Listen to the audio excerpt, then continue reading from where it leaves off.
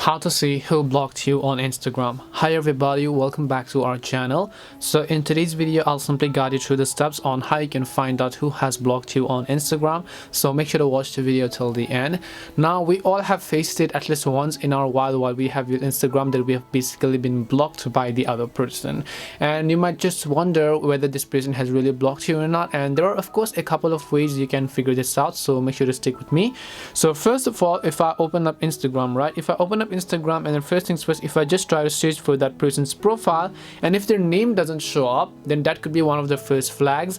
And the other is, if you have a secondary account, right, so basically if you have a second account, just log into that account and try to search for them name over here, and then if their profile shows up this time, then it means that they has basically blocked your account. So if you have two accounts, you can just try to search them from another account and then just try to see whether or not that person with that particular username exists. If it does exist, it most likely means that they have blocked you.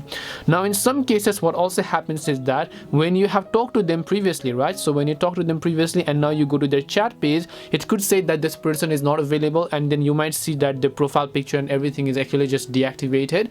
It will just look like they have deleted their account. When you go to the profile page, it says that this person doesn't exist. This is also the another way to figure it out, and the best way to figure it out is, as I said earlier, you might just want to try to switch your accounts. Once you switch your accounts and search for that person, if you find that person from a duplicate account and you find them, it means that they have blocked your main account. So this thing to keep in mind. Hope this video helped you guys. If it did help you, make sure to leave a like and subscribe to the channel, and if you have got any questions, feel free to also leave them down below. Thank you very much for watching till the end of this tutorial, and see you soon in the next video.